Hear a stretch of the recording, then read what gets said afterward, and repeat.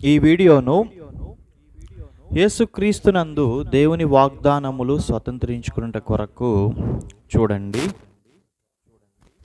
ముందుగా నా పేరు సూర్యప్రకాష్ గుడేటి. మీ అందరికీ దేవుని పేరట నమస్కారాలు తెలియపరుస్తున్నాను. అంశంలోనికి వెళ్దాం. దేవుడు నమ్మదగినవాడు, అన్ని విషయాలలో సత్యవంతుడు. ఆయన చెప్పింది